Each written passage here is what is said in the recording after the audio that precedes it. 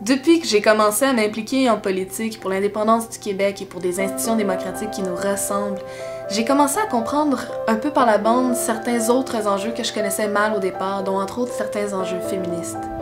Le principe de la démocratie comme forme de contrôle du pouvoir, c'est d'avoir une représentation juste du peuple et de toutes ses réalités. Ce n'est pas son domaine.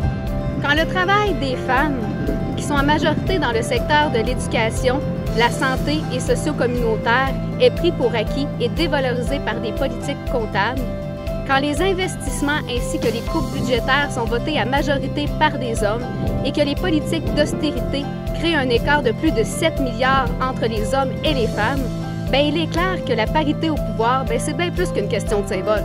Dans une population générale, il y a autant de femmes compétentes que d'hommes. Alors pourquoi y a-t-il moins de femmes au pouvoir?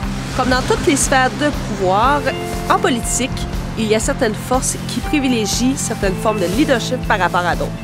Le leader reconnu sera quelqu'un qui a des dents, qui ne se laisse pas trop ralentir par son humilité et même, parfois, qui saura être agressif envers ses adversaires. Des études ont d'ailleurs démontré qu'on confond souvent la compétence avec la confiance en soi.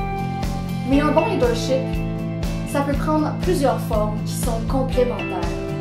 Ça se résume pas juste à parler plus fort que son voisin.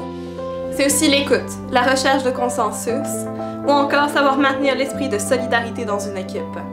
Des qualités très importantes, souvent mises de côté par les jeux de pouvoir, mais qui sont pourtant essentielles à la formation d'un gouvernement. Puis peut-être un peu par nature, certainement beaucoup par socialisation, ces qualités ont tendance à être plus présentes chez les femmes. On veut voir plus de qualités complémentaires sur nos instances dirigeantes. Il faut donc des mécanismes qui protègent la prise de pouvoir par des personnalités qui fitteraient moins dans les combats de coq, que ce soit dans un parti ou dans un pays. À Option nationale, nous sommes braves, audacieuses, indépendantes et résolument dévouées à la recherche de liberté.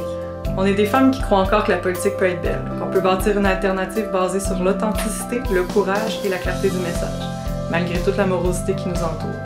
Une alternative qui délaisse la politique de coulisses et qui laisse plutôt place à un projet collectif inspirant. La présence des femmes en politique, c'est un peu comme la langue française au Québec.